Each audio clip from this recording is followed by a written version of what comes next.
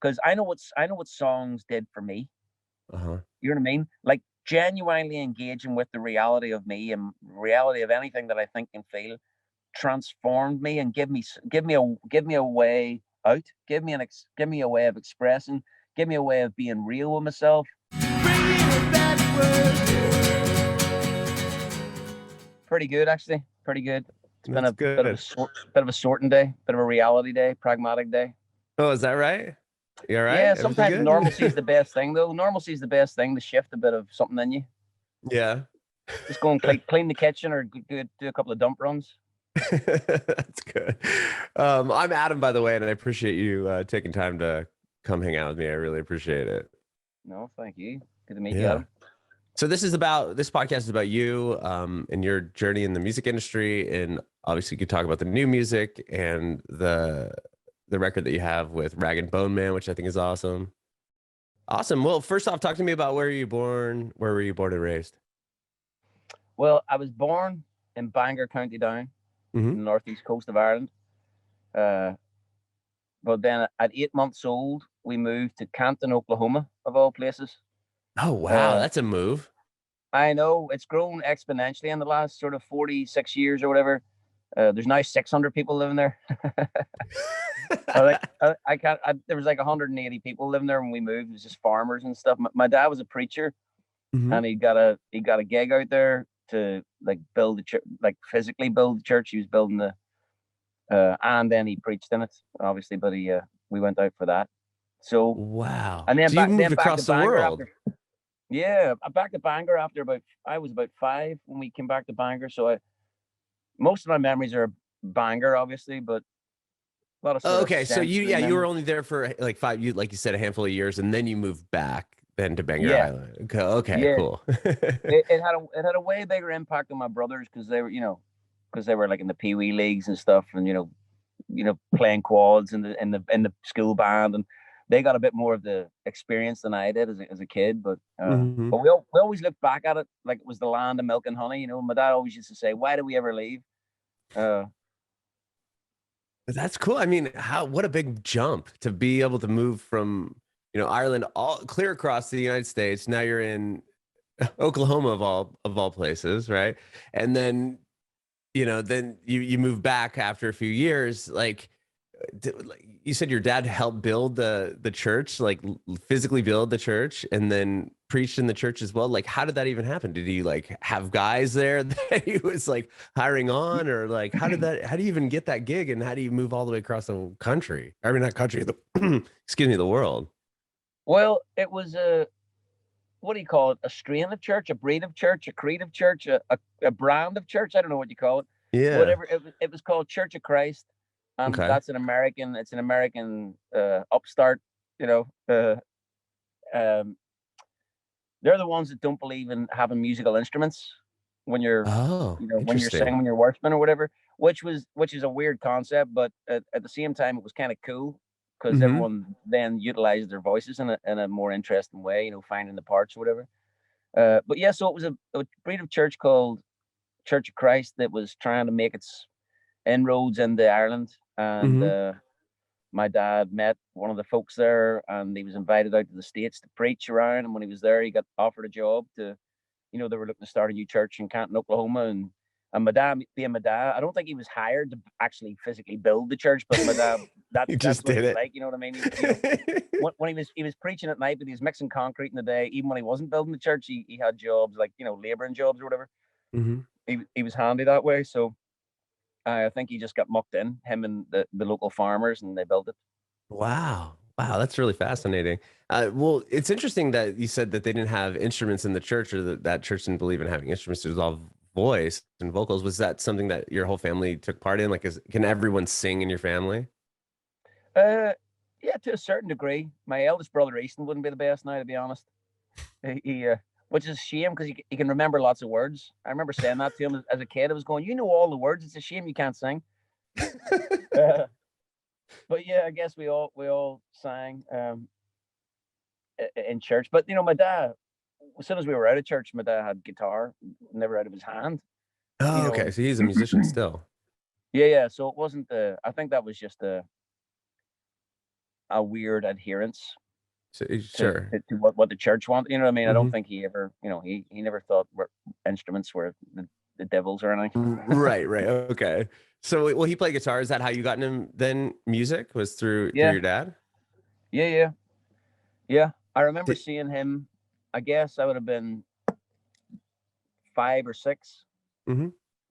years old, and I'd come home. No, it must have been 6 because we had been back in Ireland for a while, for a minute, and I'd come home from school, and I could hear my dad playing the guitar as always he did. And he was in the kitchen, and the door was closed, but it was one of those sort of glass, those old windows that had like steel lines to them, Oh so yeah, yeah. hard to break, whatever. Okay. But so I Mhm. could see in basically. You could see into Um, him. so I could hear him singing, and I could see him sitting there, and he didn't see me because his eyes were closed, and he was lost.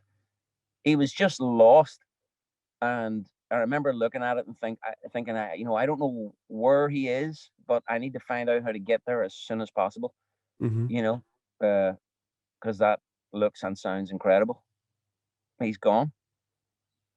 Yeah. Wow. And then, so did you ask your dad at that point, like, "Hey, can you teach me how to play guitar?" Or was that the first instrument you learned? Well, he'd already shown me a couple of bits. I was able to play the 12 bar, the dun dun dun dun dun dun. Dun. He showed me the Oh, blues okay. first. Uh, so yeah, and I was always singing like from no age. There was always singing in the house from I was no age at all. Mhm. One of the coolest things is when we were in the States, um, we would keep in contact with the family back in Ireland, like my granny and my granda and my cousins and all that, by audio tape. So they would Really? record stories and of what's happening with who and what's going on, and then my granny would invariably cover one whole side of the tape with her just singing old hymns or something, and my granda grumbling in the background, and then we would do the same to them. We would all get together and sing songs and send it back, and I've still got those tapes. Dude, that's so Yeah, awesome. it's wild. It's wild. I go back and hear us all singing. It's crazy. That is so amazing. That is awesome. And especially to have your grandparents on some of those tapes as well.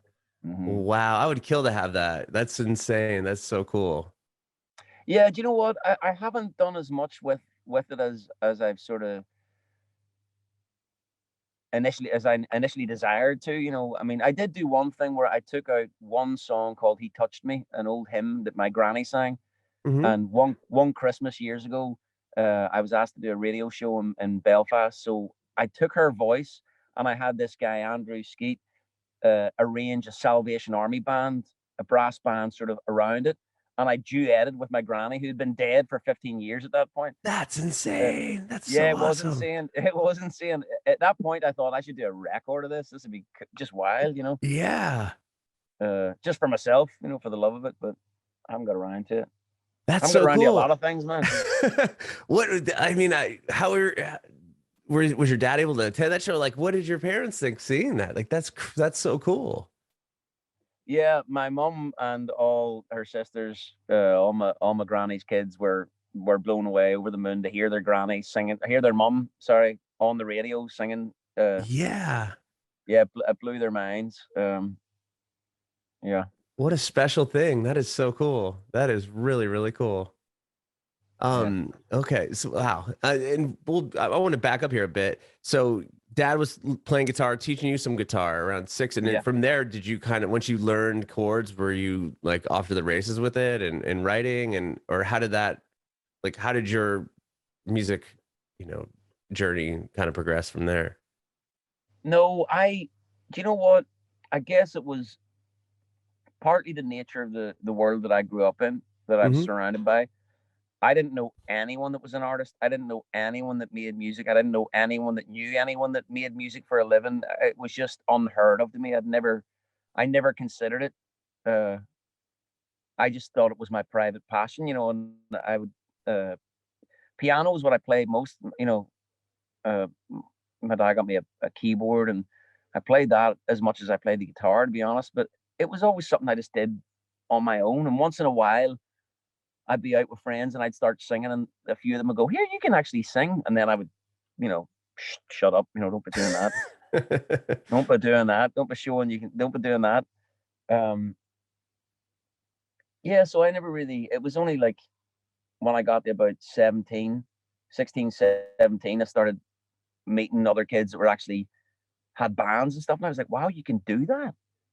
And I never really kind of fitted into any of those bands, uh, which I think was probably my own, was what I was bringing to it. I was feeling inadequate, you know, that I don't know.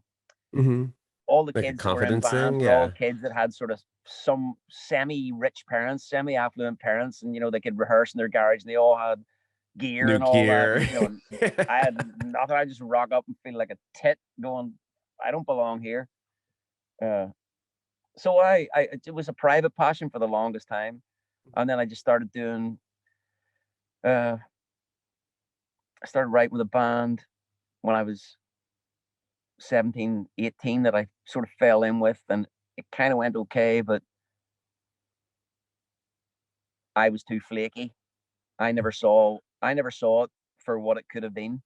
Mm-hmm. I just thought it was dotting around, and then I got offered a gig through that as a singer in a soul band, which was just a covers band. But Okay. they had 3 gigs a week. So for the next 2 years, I was doing minimum 3 gigs a week. And it was only at the end of that 2 years when I was about to turn 20, I think, Mm-hmm. it sort of dawned on me. I was like, hang on a second. This is the only thing I do now. I don't do anything other than music. I'm not, you know, it's not my own stuff, and it's not where I'd like to get to, because at that stage I was starting to get interested in writing myself, but I had nothing to say, for fuck's sake, you know, nothing to say. Mm-hmm. Um, but I was intrigued by it. But it was only then, after 2 years of doing it, that I realized, wow, this is actually a viable career. I By that time I'd met, you know, folks that were in their 40s, 50s, and have made a career of doing this, and had never worked a normal job. They've always just Mm-hmm. played music, um, and that was when the penny dropped. It was like, wow, if I got my shit together here and put a bit of a plan in place and then worked my ass off, I could maybe do something, Mm-hmm. you know? And so yeah, but from that, did you actually start? I mean, it sounds like you weren't really writing your own songs at that point, or were you? And I mean, I was, but they were terrible. And that's not me being humble or self effacing for, you know, any reason. It's just genuinely, they were horrible. Just, you know, borrowed knowledge. You know, there was nothing original in it. None of it came from my core. You know what I mean? None of it Mhm. transcended the composite parts. If you know Well, what I'm that's a saying. hard thing to find, right? I mean, it's to come right out the gate and just start writing these amazing Mhm. songs to know exactly who you are and what you want your sound to be. I mean, I can't think of an artist off the top of my head that has done that. I mean, I don't know, but like out of anyone I've interviewed, it's never been like, yeah, and then I woke up and wrote this huge song and knew Yeah. exactly who it was. Like, I think that would be a hard thing to find. No, it's a graft. It's a graft. It's like anything in life. You know what I mean? Hmm. You want to become a great golfer. You want to become a great boxer. You want to become a great songwriter, a great bricklayer. Graft. Hmm. Do it, and do it more than anyone else. Find the person that's doing it the best, and doing it more than anyone else, and then do twice what they're doing. Yeah, for sure. And you'll definitely see a result. Mhm. Definitely. Fact. It's about work ethic more than talent. Hmm. So were you just writing at that point where you're like, okay, this is something that can happen. I see other people doing this as this is their life. They play songs and they get to be in bands and Mhm. or do you go home and you start writing songs? Like how do you then you start playing shows just as like a singer-songwriter? Like how does it go from there? Yeah, I did that. I was still doing my cover gigs, but then I would find singer songwriter nights, and I would show up there and, you know, exhibit my wares, so to speak. Mhm. Um, and I wrote some songs that, you know, had something by the end of that period. I was starting to get somewhere. I was starting to get a grasp on it, but it hadn't connected with me innately Mhm. at that point. I don't feel. Um, and I guess the truth of it is, I got married at 23, and me and my wife thought at the time the best thing to do would be to move away, just to get away, focus our minds for a year, be married, figure out what we want to do. She was a painter. I was wanting to get in. I was wanting to just write songs at that point and do nothing else, and that's just focus on that. Mhm. So we moved to Lanzarote in the Canary Islands for a year. Wow. Um, and within 3 months of moving there, I was doing a gig in a place called the Jellyfish in Costa Teguise. And it was about 1 in the morning. And I was doing what I often did. I would try and make up songs on the spot and see if I could get away with it, uh, which was easier as the night went on because people were drunk. So, you just kind of, Right. if you found a good vibe, just sing some shit over it. Doesn't matter what it is. Doesn't have to make sense. Just make noises and have crack. So I was doing that and I kept singing this song that just kept going crying, crying, crying, crying in the night, crying in the night. And it really affected me. It really affected me when I was singing it, and I couldn't stop singing it. I stayed in that sort of mantra for a long time. And then on the drive home, my wife at the time, Joanne, said, like, what was that crying, the crying song? I said, I don't know what it was. I was just sort of vibing on it, but it has something. There's something in it. It's pregnant with something. I could feel it. It was different than other stuff I was writing, and I didn't really understand what, but there was something in it. And the wildest thing is I went home and I actually did have a really rough night. The song was affecting me and I cried a lot. But the weirdest thing is I woke up in the morning to the realization and the knowledge that my dad, as I was singing that song, my dad died on the other side of the world. Oh my Uh, gosh. in that moment, another lyric that I couldn't get away from was Jesus is coming like a thief in the night. Um, and then that ended up being the first line of the song. As soon as I heard the news on the phone from my mom, my brothers, I hung up. I walked out back. I lit a cigarette and I wrote 4 verses without thought or without stopping. Uh, and the verses, they stayed exactly as they came. And then that happened for about, fuck, I don't know, felt like years. It was probably only like 6 months to a year or something. Songs then from that point on, it wasn't that they were on tap, it was that I couldn't switch the tap off. The tap was broke and the faucet had been broken off and the pipe was just gushing, and Uh-huh. it was all kind of heavy, picking at the scab shit. Mhm. um which I'm glad of in hindsight. It was it was shit at the time, or it was tough at the time to sing that stuff, but at the same time it felt so fucking real. uh Not stuff that I could have or that I ever thought I should release. uh but just as the experiment of really engaging with what I felt, and going there with it rather than trying to think of a chorus that sounds nice or some bullshit, you know what I mean? Right. You're just writing from the heart. Yeah, yeah. And that was the change then, and it took me a while to kind of refit the tap and temper that flow a little bit. Mhm. But ever since that time, the flow's always been pretty steady. As long as I do certain things, and I'm clear of mind, Yeah. uh, it always shows up for sure. Wow. Did those songs end up becoming what that first record was? Hope? No, the Oh, first record I ever made was called Bailey's Blood, and it's been unreleased, and it will remain unreleased as if I have anything to do with it. Uh, okay. So the songs that you're talking about, the song that you wrote when your father passed away and everything, that no one's heard, those haven't came out. They've never seen the light of day. they come out on an EP in about 2001, Hmm. uh, which I have since bought every last existing copy of that, and I have it in my garage. You really? Yes, sir. Oh my Yeah, yeah, gosh. yeah. Well, no, Wow. there's a few people that have like the odd copy of their own that they have, Uh-huh. but there's no sort of, I have all the boxes that are left. Right. So I I couldn't got them. like Discogs it and find somebody on the face of the planet that maybe is selling it on the eBay or something Yeah, like someone will be selling it on eBay, but listen, it's not worth it. Don't buy it. that.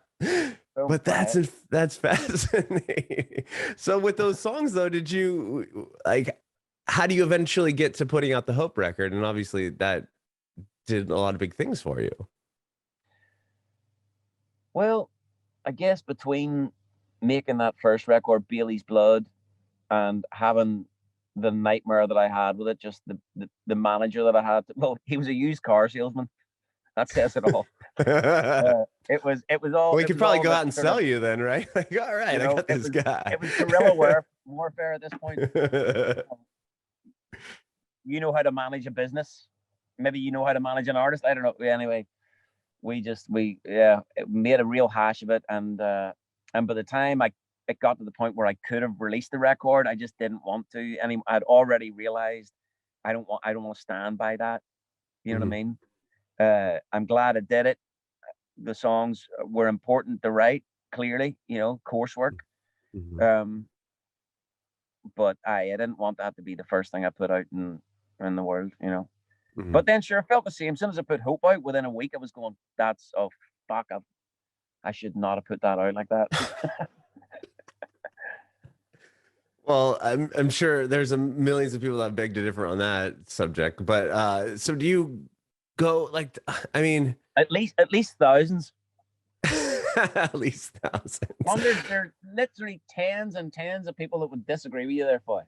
Okay, well, I mean, the record does awesome. You even had a song that made it onto a TV show with that album. Oh, Gabriel and the Vagabond. Yeah, I think that was actually the demo. Oh, it was the demo. It was the demo that they used. They didn't use the album version. That was a real pain, actually, because they used 2 songs in a week. Grey's Anatomy. Yeah, they were big for like breaking bands and stuff. I mean, that television show did a great job of whoever was the music supervisor over there is like a legend. It was a woman called Alex Patsavas. Okay. Who's now gone on to, she's got her own, I think she's got her own label, her own publishing company, obviously, her own, I mean, she was always going places. She was incredible, a real switched on woman. Mad inspired by her at the time, even. I was going, wow, you're changing the game. So yeah, they put on a song called Homebird, and then a couple of weeks later they put on a song called Gabriel and the Vagabond, and they were both demos. Wow. So you couldn't buy it anywhere online. And I was literally getting hate mail. I was getting hate mail from people, but because they couldn't get the song. So I really missed the trick there. Were you like, it's on this record, and they're like, this is not the same version? Yeah. I know, right? I know. Yeah. No, most of my career has been by default rather than design. Why do you say that?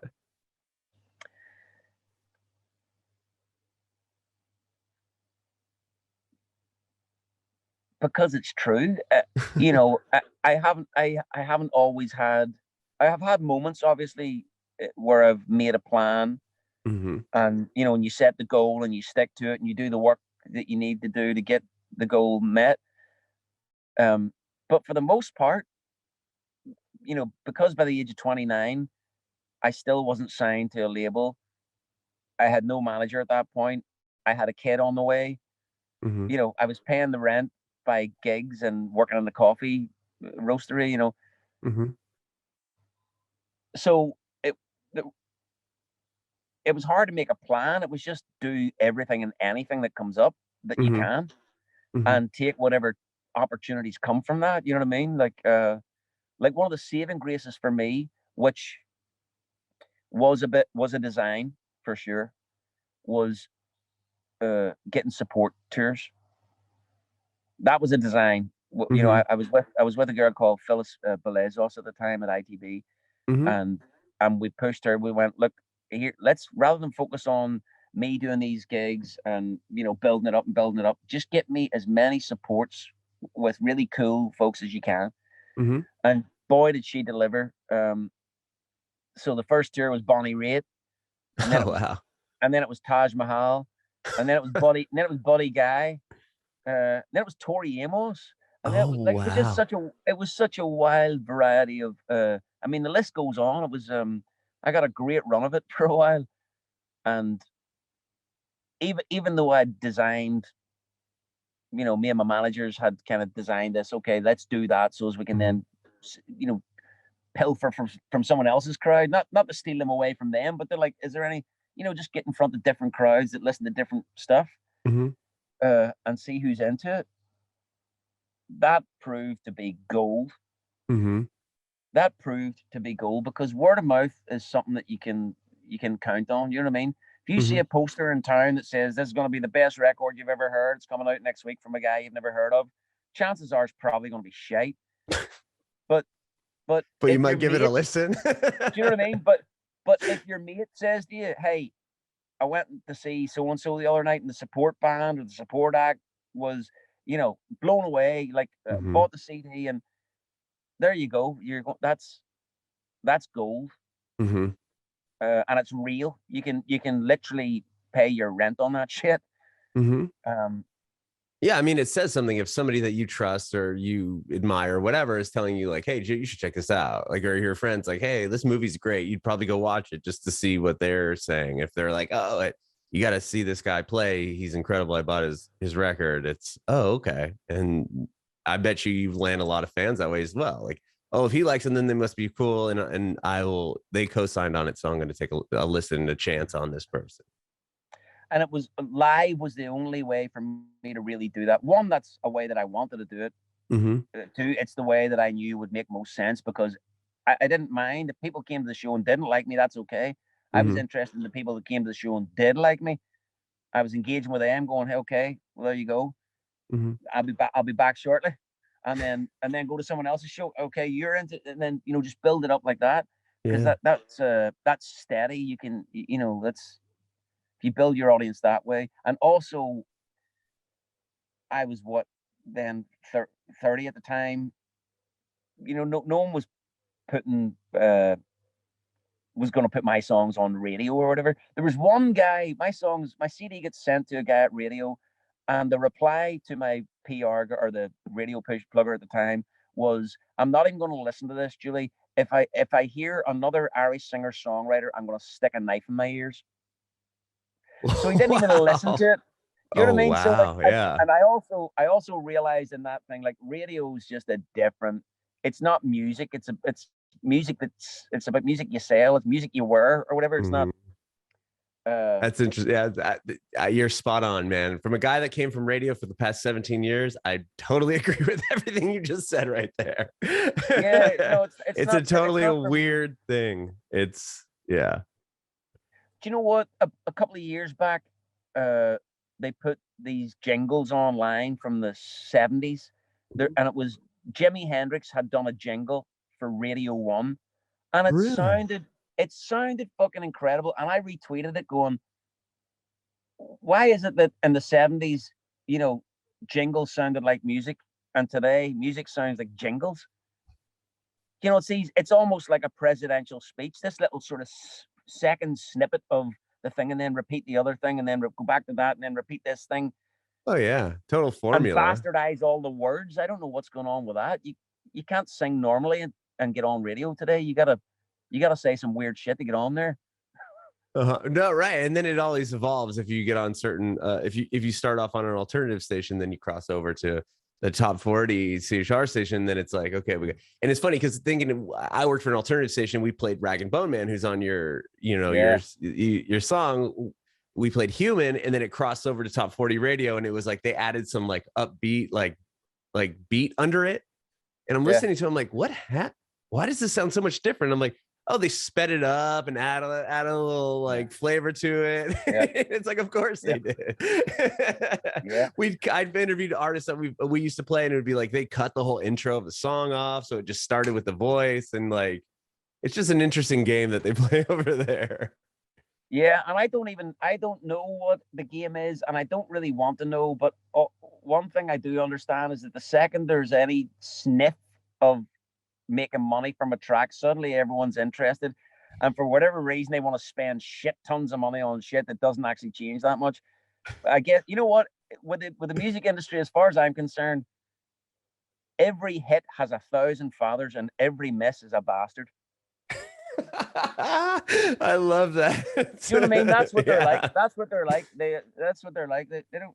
You got to understand, the people that run this shit don't actually. I don't even think half of them like music. That is amazing. I'm curious, was it on the Hope album cycle that you did the prisons in England? Yeah, it was around that time. Yeah, What was that like? Some Johnny it was. Cash Yeah, it was. You inspiration. know what? I did want. I even started wearing black. I really embraced it and went for it. It was a bit tongue in cheek, but I thought it was funny. That's Um, awesome. I was just doing it to make myself laugh. Uh, Yeah. but it was yeah, it was cool. Like I think I'd gone in there quite honestly with the impetus to, or sorry, with the view to like return Hmm. to the same, which I did with a few of them. I did return again, but the plan was to keep going back and then maybe set up a songwriting workshop, because I know what songs did for me. Uh-huh. You know what I mean? Like genuinely engaging with the reality of me and reality of anything that I think and feel transformed me and give me a way out, give me a way of expressing, give me a way of being real with myself, you know, being my own counsel. Well, music's been my counsel, but you know what I mean? And I thought, well, what better place to go? I mean, Hmm. to go and try and share songwriting in that with that view, and not to push that agenda and go in and go, all right, everyone, let's talk about all the people you killed. You know what I I mean? thought you were gonna say I'm gonna come back, and I didn't know if you're gonna be like, but I'm gonna be incarcerated this time or something like Oh, that. yeah, well, Um, oh you never man. know. There's time yet. Sure, sure. Yeah. Well, so I want to talk to you about, so then the next piece of music or body of work you put out was the Melrose EP, and that was something that even became what, the score to a movie, a short That's film. right. Did it Yeah, it start ended off up going. as a record or as the score? Do you know what? It started off as just me and David Holmes, the Hmm. producer from Belfast. Uh, it just started off with him and I working together, really out of intrigue, to see what would happen if we worked together. And then we ended up doing sort of working on a few things, and some of it was my stuff, and some of it was other stuff. Some of it was his stuff. Hmm. His record, The Holy Pictures, which is an incredible album, actually, incredible album. It was a real joy to work on that. Actually, it was probably just working on that. Then him and I got chatting, and he was like, "Okay, what songs do you got?" And it was funny. All the songs that I thought were my strong ideas, he was like, "Nah, nah, nah." And then the ones that I thought were completely for me, private songs, part of that 80% that no one ever gets to hear, Hmm. they were the ones he was going, now that there we go, that's got something. Let's do that. And so we just started on a journey, and we there was talk of it being an album, and then it was going to be an EP, and then Terry George had the short Hmm. film, and he was around at the house and we were chatting, and he'd heard that, and he wanted that straight away, and then he sort of, yeah, so it just kind of happened again, default Hmm. rather than design, just be in there, um by working. Yeah. The harder you work, the luckier you get, I'll tell you that. Hmm. You just end up in right places from time to time because you put yourself in those positions. So yeah, that's how, and then that sort of gave us the impetus then to really do something with it. It was like, okay, now we got to go, we got a finish line. Here's the finish line. Let's get the show wrapped up and release this as an EP, and then we're done. Because we've been working on it for like off and on over 3 or 4 years, and Oh wow.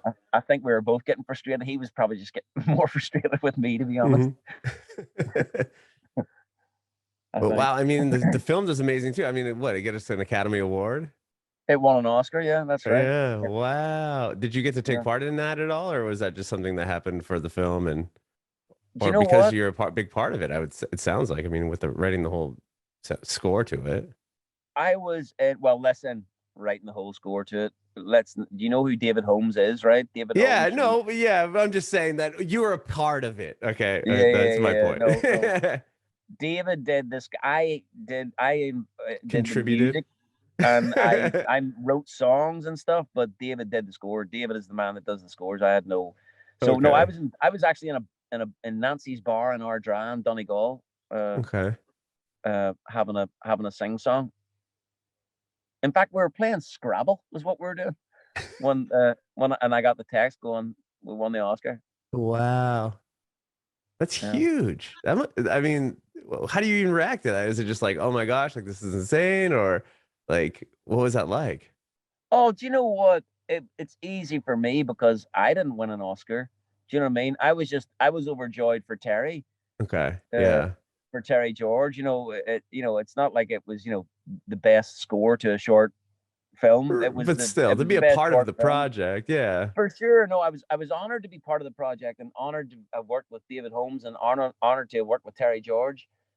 Um, but it was just more a kind of yeah, I was over the moon for Terry, really, Hmm. Hmm. just over the moon for him. Yeah, it That's was cool for him to that is bring cool. an Oscar back to Northern Ireland. It was cool. Yeah, for sure. Well, with that next record, when do you, well, real quick, when do you meet Ed Sheeran, and when does your relationship with him form? Because I know he's on the next record, right? Joy of Nothing. He is, yeah. Um, so Ed's dad would bring him to my gigs. I think the first time Ed saw me, it was at a festival in down in England. Hmm. Um, and I was on after a band called Nizloppy that Ed used to guitar tech for when he was like 13. Oh, Since he wow. was 13 or something like that. Something like that. Hmm. So he was at the gig with them, and that's where he saw me. And then he had his dad bring me to, like, I can't remember. It was a lot of gigs. After that, like 40 odd gigs or something. He would come, like, shows in London, shows in Norfolk, shows and wherever he would be there. He'd come And I gigged a to lot. see you play. Okay. Yeah, yeah. And I Wow. gigged a lot at that time. That's kind of all I did was gig. I didn't really release song or release music. I made little EPs and sold them on the road and gigged and Hmm. tried to pay my rent. That's what I did. Uh, but yeah, so that's where the relationship began, I suppose. And then just before he released uh, Plus, his first record, there Hmm. were murmurings of this kid coming up through the ranks, and that was like everyone was excited about. And it was a mate of mine, Michael Leckie, a photographer. Uh, he knows Ed, and Ed had said to him, like, Foy, right? Because Michael and I were both from back home, but we actually lived in the same place in London. So we'd see each other in the coffee shop or whatever. And Ed was like, Foy, right? Would you ask him, could I get his email? Maybe we could write together. Uh, so Michael hooked us up, and Ed sent me A Team and another song, which I can't even remember what it was. But I remember getting A Team, and I remember listening to it and going, this is great. Uh, this is cool. I don't know what to add. I don't know what I would. So I got back to him and I said, hey, listen, you're great, man. This is killer. And I hear loads of shit's happening. And I think it's probably definitely gone like this is, but I don't think I'm your guy to write with because I don't, this is a vernacular that I don't really write in. And also, I didn't co write at the time anyway. I didn't really write with anyone else. Hmm. Not, yeah, maybe I was going to say not out of snobbery, but maybe it was in hindsight. I don't know. But I think it was just out of keeping it sacred Hmm. was what it was. I was trying to make sure I kept it. I didn't want to. Loads of people said, "Do you want to write? Do you want to write?" And I'd be like, "Why? Why? If we write, is that then so money? Is that why we're writing money? We want to write something that makes money, or what are we write? Why would we write if we don't know each other and we've got nothing to say?" And I guess that's where I was coming from at the time. Hmm. Uh, and I actually recommended he write with a guy called Luke Concannon from Nizloppy, the band that Oh, he really? used to, yeah, and he was like, "That's really Yeah. funny." He said, "It's really funny you should say that." I actually know Luke, and that's where I first saw you. And anyway, the point is, that's a long-winded way of Wow. saying that's where it sort of started, and we Okay. kept we kept in touch. And then when he started doing real well, he did what Ed does, and he reached out to everyone that he met along the way coming up, or anyone that he was inspired by along the way, and he gave us all a crack at a tour or whatever. And he gave me a shot at a support tour with him in the UK and in the States.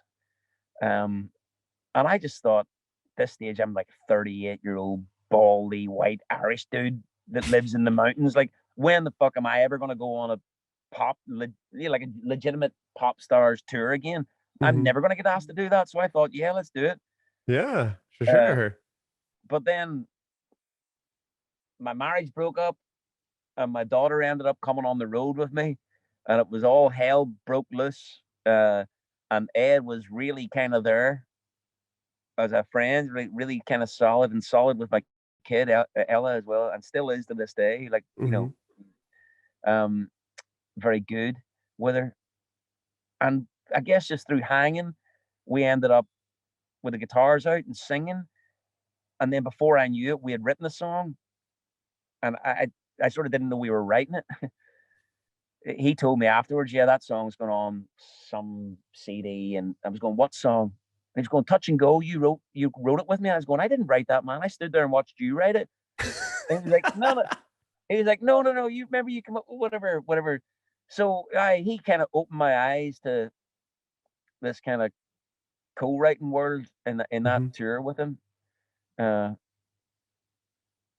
in the best possible way, because it's kind of by that point, my goodness, I just loved the kid. I would have done anything for him because he really kind of pulled it out of the bag. I thought I Hmm. was going to have to lose the tour and stay at home and be with my kid. Hmm. And he was like, "What? Get on the bus, man. Bring the kid with you. That's amazing. That Bring the is kid so with you. cool. Let's go." And I was like, "Are you sure?" And he was absolutely. And he looked after his royally. Real sweet, sweet human. He just seems like such a sweet person. Even watch him in Yeah. that movie yesterday, and the fact that he's able to like make fun of himself. Like my favorite part of the movie is when he's like walking, he's like in the backstage and his phone rings and it's his song, his song is playing as his own ringtone. Like I just thought that was so funny. I'm like, of course, like he's that cool that he's like, yeah, I'll just jab at myself by having my own song as like my ringtone to my Yeah. phone. No, do you know Like, what? 9 times out of 10, see when something funny comes online about Ed, like, do you remember Ed Shreds? oh yeah, You remember the yeah, Shred series? So the first yeah. person that ever sent that to me was Ed. No You know, way. so I think he finds it hilarious, man. He does, he takes himself seriously when he needs to, and he knows how to, Yeah, he's but he's got it figured out. I wish I had the head on me that, that he has at that age. I mean, it was yeah, remarkable to see this kid. What was he when I met him? 21, 20? I don't know. yeah. Just not only did he have the world at his feet, but he knew exactly what to do with it. It was Mhm. incredibly inspiring. It was like, wow, where do people like you come from? Yeah. I mean, he's a superstar, obviously. I mean, that's so, but Mm, to be so humble and so cool to say, you know what? No, come on. And I feel like the pe most people that can gain success or the people that do and have the longevity are people that are like that, right? I mean, yeah. they're humble and not just like I'm a rock star, like I'm above you type situation. I feel like he's not like that at all. Well, here's the thing. I imagine Ed would agree with this himself or say this himself. Ed's aware he's not the best singer in the world. Ed's aware he's not the best guitar player in the world. Ed's aware he's not the best songwriter in the world. But Eh. I guarantee you something. I don't. No one works as hard as him. No Mhm. one. No one. Like, he's so passionate about it, and that passion comes through. If you're that passionate about something, it's gonna relay. It's not about. He became. I don't. He didn't start great. Mhm. He became great because he worked his whole off, and he Mhm. still does. He works his ass off, and again, it's always about how hard do you work. You know what I mean? He wasn't gifted with the best voice in the world, and the best. He was flipping ginger, and he had hearing aids, and he wore big glasses. I mean, if you could think of anyone less likely to become one of the world's leading superstars, surely it would be that kid, right? But that's what passion and genuine drive and a genuine heart does, and Mhm. that's exactly what he is, and that's why he's got what he's got because he put the hours in and he cares. He's real. I love that. I love that. I wanted just real quick to touch on, well, Joy Nothing. I mean, you did like a documentary about the recording of the album, and people could watch that if they really want to get a real in-depth look at the record. But I'm curious, you won this a prize, right, in North Island Music Prize for that album. And Yeah. I mean, how is that like with your like to win that and is that must have been a huge deal for you and your family being from North Ireland? Like, is that like massive accomplishment? I mean, I don't know what it means to to people in North Ireland if you win that? Neither do I. Oh, okay. Neither do I. Listen, this is probably remiss of me to say this, especially on like it's been being recorded, but it was the first one they had. It was the Okay. inaugural kind of one, and they're really aiming to do something good with it, and I appreciate that, and they're trying to celebrate local music. But as I would need to dig a bit deeper, but as far as I can tell, it's judged by it's not like by the folks. Oh, It's in the judged by town. a panel of people on the Arts Council, um, Ah, who, in my estimation, I would imagine have a combined age of 3 billion. I don't know. okay. You know what I'm saying? I mean, I'm not trying to be disrespectful, but I think it could mean a lot more than it does if it was put into the hands of the people. Okay. Uh, yeah, But I I probably mean, to shouldn't win have the said that, first but I one, did. that's cool. I mean, to win the very first one, that's amazing. Right. I, I mean, I don't think you can. It doesn't really matter. I mean, it doesn't. It doesn't. If I didn't win it, it wouldn't change the art. Okay. When I did win it, it didn't change. You know, it doesn't. You Yeah, know, it was just something that happened along the way.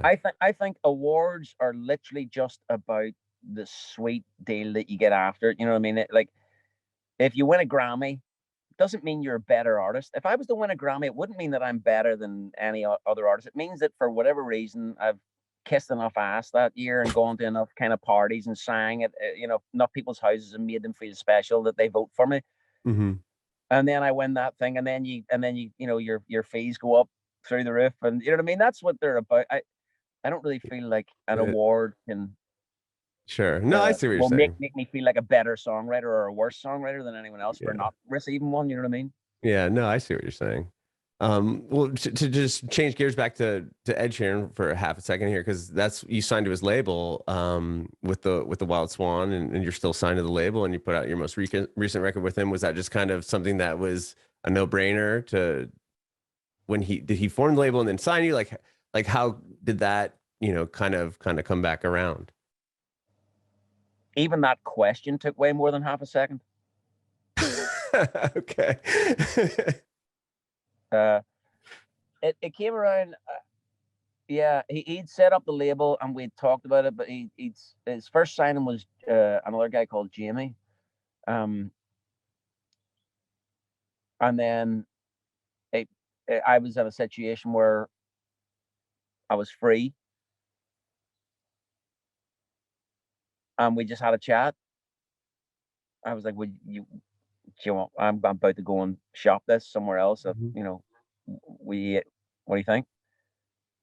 Uh, and he was in. He was like, "Yeah, great, let's do it." Do you know what the coolest thing? Here's another measure of the man and his commitment to being a patron, not only to me, a lot of people, but he's a patron to me. And here it is in a nutshell.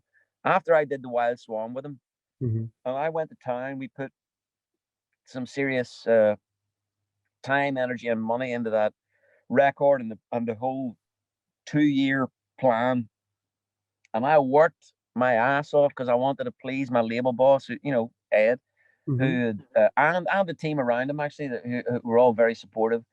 I really wanted to please them, so I worked as hard as I could, took every gig, did every interview, turned up on the radio stations around the US. And actually, I want to get back to the radio quickly at some Mhm. point, No, go ahead. just to say something about American radio, which is different. Um, I worked so hard. At the end of that 2 years, I had by that stage had a new son who was 6 months old, and I was at Ed's house hanging. I think we were writing or whatever, but the tour was over and I was going home. And I pulled him aside and we're having a chat. And I said, Ed, I've got to be honest with you, man. I'm never going to work that hard again in my life. Uh, I'm never, I'm never going to tour like that again. I'm 8 months on the road. No, it's not me. 2 weeks is too much. 2 weeks too much already. Mhm. I can't tour like that again, and I don't think if I do another record with you, you're gonna make your money back. I mean, I'm like, dude, if you need to drop me, you do whatever you need to do. I just Mhm. want you to know I get it. There's no hard feelings. And he said, Foy, every record you ever write, I will release. Wow. I said, Ed, you're making it too easy for me. But he was like, yeah, no, like, don't worry about that. You make the music, and I'll find a way to make it work. He's he's the best label boss in the history of label bosses. To be quite honest with you, I've That's lucked out again. amazing. My dad always used to say to me, "Foy, son, you could fall and shit and come out smelling the roses."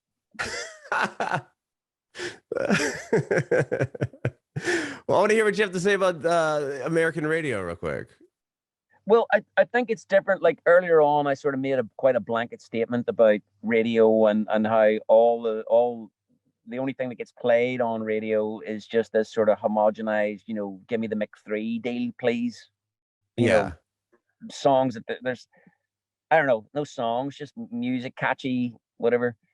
But I'm talking about mainstream. Do you know what I mean? Mhm. I think what I love about America uh, are the independents. You know what I mean? That are really trying to kind of push local stuff, or just play cool shit. That aren't kind of as tied into, here's your playlist and this is what you got to do. Those folks that have the freedom to flip. I heard this CD this week out of the blue, and I'm going to play it tonight. Mhm.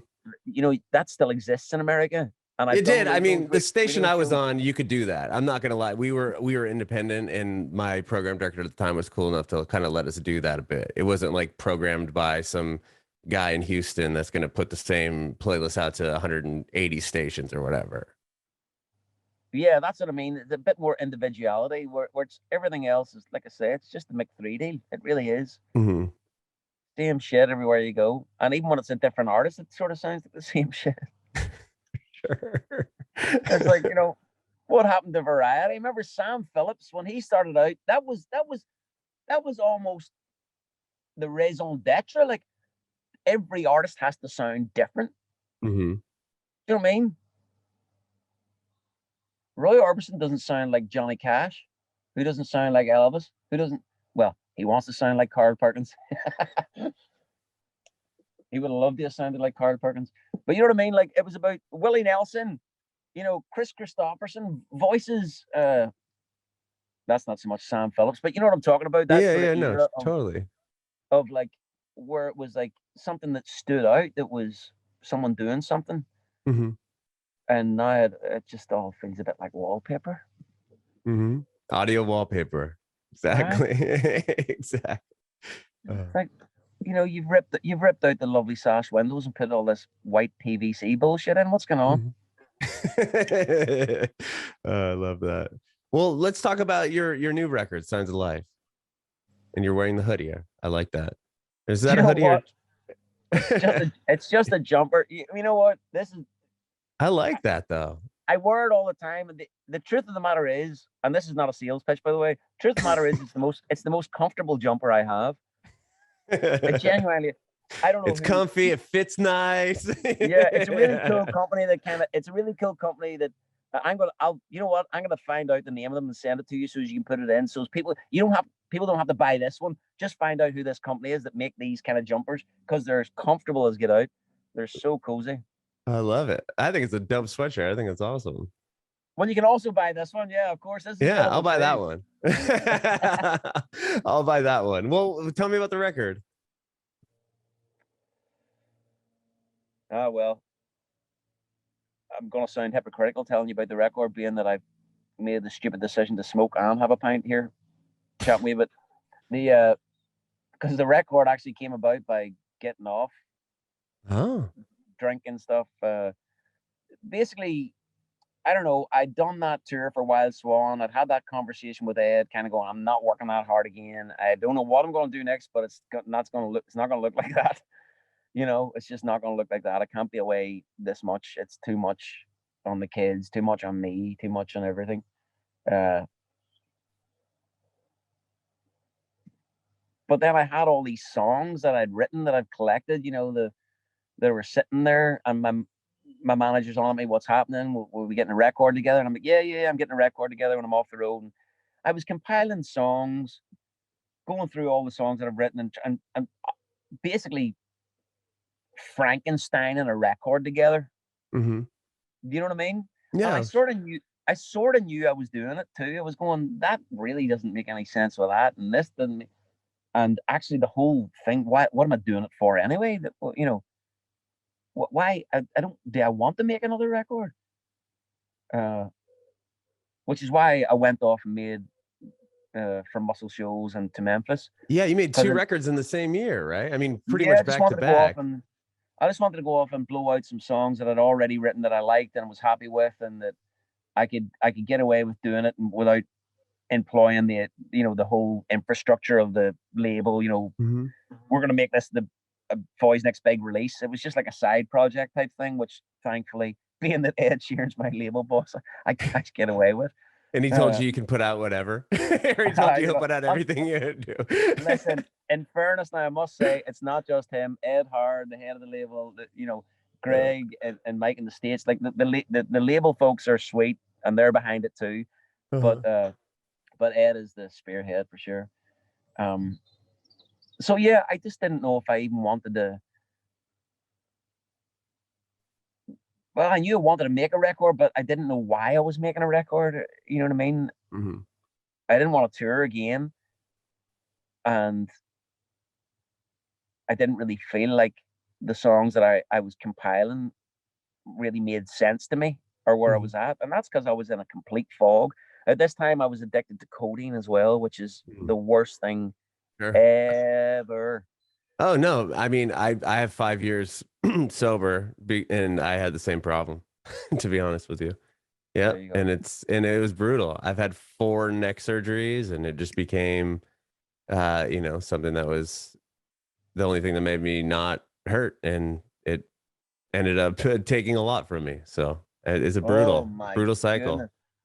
What it does to your mind, what it does to your inside, your organs. Mm-hmm. It's crazy. But and those the headaches that are brought on by it, that the only way to get through them is to get more.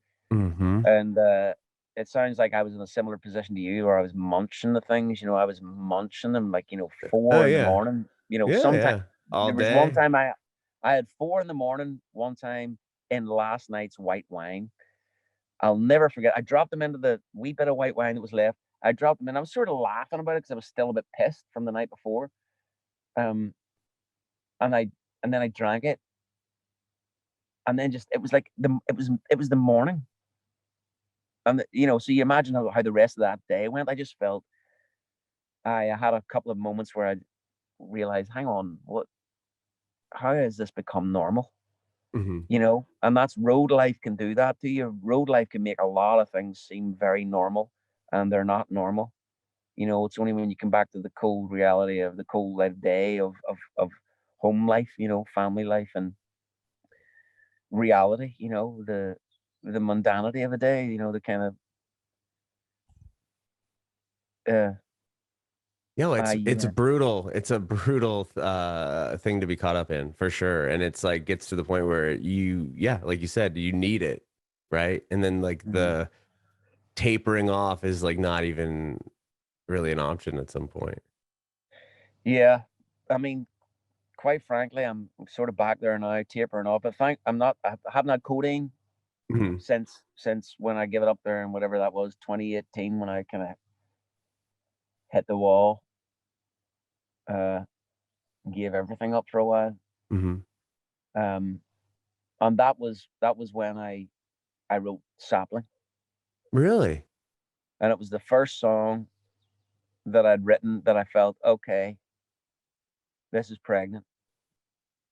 This is more than just this song. This is because it was real. It was honest about where I was actually at. Like, kind of, okay, I need to give something up here. It's either this or that. Mhm. Uh,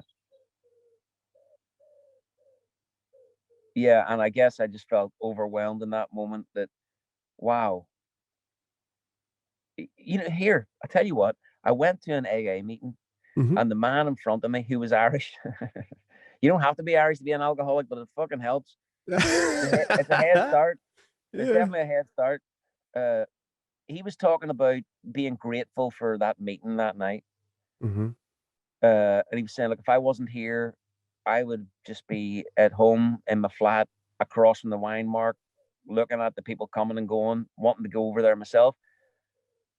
And it just dawned on me that as grateful as I was to kind of go there and acknowledge where I was at in myself, I realized, hang on, I'm surrounded by people that love me. I've got a studio. I've got an ability to write. I've got a team of people around me that want me to write and give them music and art that they can then go and put out into the world and think of creative ways of getting out there. I mean, I've got so much going here, so much to live for. Mhm. Why am I masking myself every day? Why am I, you know, inhibiting my ability to kind of go off and do this just so as I can feel fuzzy and get drunk all I don't know. It hit me. Uh, it hit me hard, and that was it. Then it was like, I the album wasn't called Signs of Life by that stage, because but Signs of Life had begun for sure, and there were Mhm. signs of life. There was a sapling, in search of an oak, but I found a sapling, and that was enough in that moment. In that moment, it was like, well, fucking okay. There's a glimmer of hope in me. I might grow back. You know what I mean? I can maybe do this if I just stick with it, and Mhm. I'm still trying to stick with it.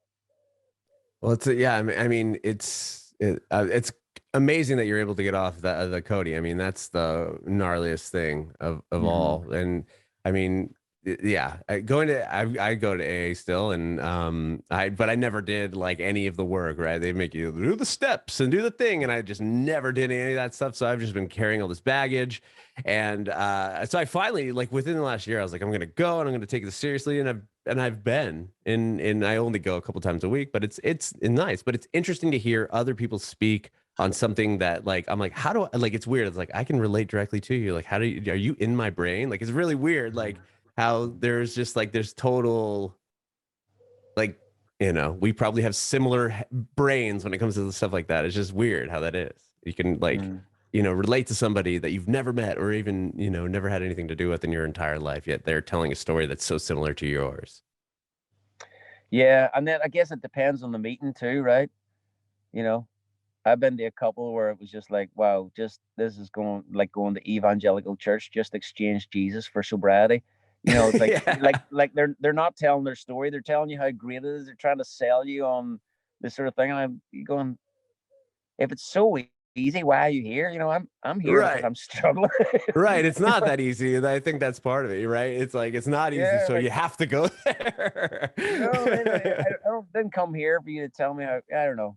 No, I I don't feel know. you. I mean, there's a lot of time. I mean, it was really hard for me to even attempt to go back to it because I'm like I felt the same exact way, and I still I don't know. I'm so new to being back there and really Hmm. listening to it that like I mean we could talk in 2 weeks and I'd be like yeah I've finally realized like this is not you know what I mean.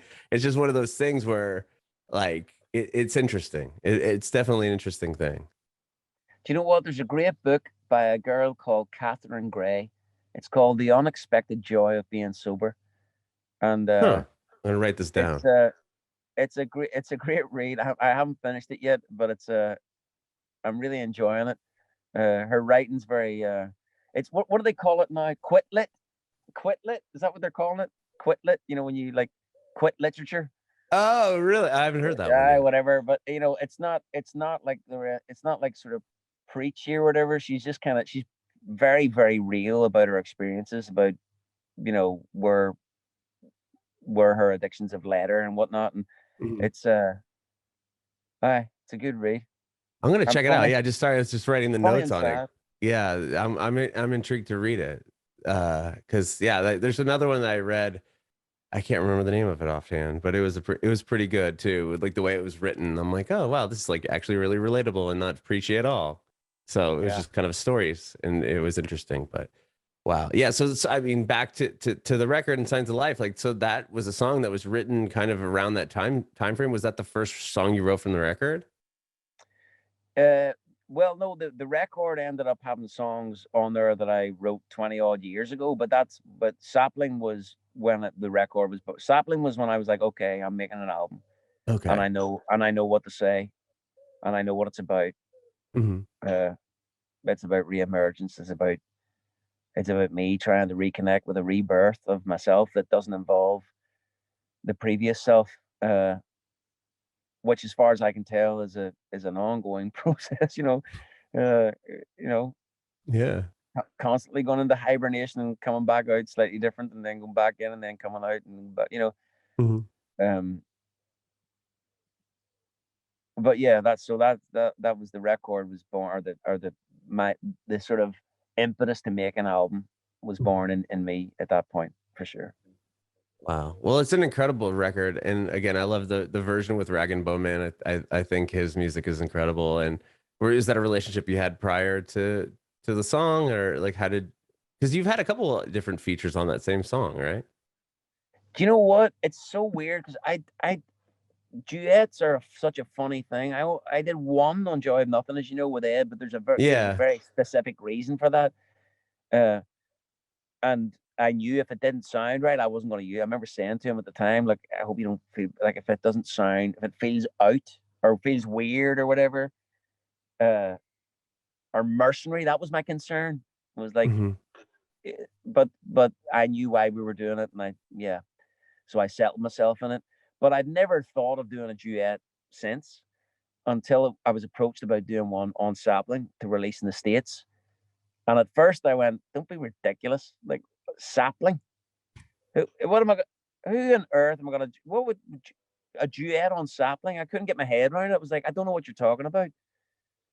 Um, and then as it happened, when I was in the States, I turned up to Anderson East's house in a bit of a bad way. Just kind of had a few days of a head wreck and hadn't been looking after myself properly. And as soon as I got there, he put me right, kind of fed me, watered me, took me down, got me an IV drip and stuff. And we had this loads of killer chats and stuff. And I remember that night saying, would you be interested in doing a cover of this thing? Because I'd felt at that moment he'd kind of he'd pulled me out. You know what I mean? If it wasn't for him in that moment, he turned me around, got me back on. I ended up finishing the rest of that run a different man than I came into it because of the time I'd spent with him. So I was like, that makes. I called Steve, my manager, was like, it makes sense to do it, but only with Anderson East. He's the only person that I could do this with. Hmm. And then it went well. And then the UK label were like, oh, let's do it again. And I was thinking, oh, here we go again. But out of the list of names they sent me, I saw Rory's, Hmm. Rag and Bone. Yeah. And I immediately I responded. I want him. If Rag and Bone would do it, that's the only there's no one else would make sense. And that's just because I know Rag and Bone. We met years ago when he was releasing Human, that record, just Uh-huh. before he'd released it. I helped him write Odetta. I really connected with him. I I remember sort of feeling for him over the years because he's a when he started to do really well, I got a bit concerned because he's not this sort of young, white, malleable, blue-eyed soul boy that they would like him to be. So he's not. I knew he was going to come up against. I knew they were going to try and go, oh wow, this is hitting. So now we want to push you. And I knew he'd Hmm. be going, because he's a folky at heart. Actually, he loves folk music is his real passion. Interesting. Um, and now he was sort of being forced into these pop roots, and I don't know. I sort of kept in touch with him over the years, basically, and because I was thinking, wow, how's a guy like that going to handle this fame? Because Hmm. he's a social worker. That's what he was beforehand, or a care worker. Sorry, Really? a care worker. Yeah, he's like Wow. he's the I know because he looks like a big giant scary monster, and he's this sweet, soft, gentle man. He's so gentle and so Yeah. caring and very family orientated. Yeah. You see him with his face tats, and you're like, okay, this guy Uh, doesn't look like a I social know worker type. he looks like he'd beat the shit out of you as quick as Right. say hello. But no, he's as sweet as they come. And That's amazing. He's an inspiring dude. So I was like, okay, if Rory would be interested, that would make sense to me, and he was. And then he come up here, and we wrote a couple of songs, and we're going to write again shortly. And Incredible. Well, that's awesome, and that's funny. I didn't know that he was such a sweetheart at heart. oh yeah, Yeah. genuine Well, diamond. that's awesome. Well, Foy, thank you so much for doing this. I really, really appreciate taking so much time to hang out with me today. It's really been a lot of fun. I have one more quick question for you. I want to know if you have any advice for aspiring artists. It's hard to distill this. This question comes up a lot, right? And it's hard to distill it in any one thing. In a word, listen. You need to unpack that yourself, but listen, and listen close. And work hard. That's it.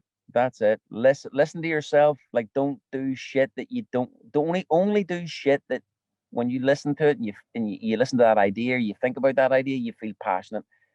If you don't feel that, don't do it. Don't do it.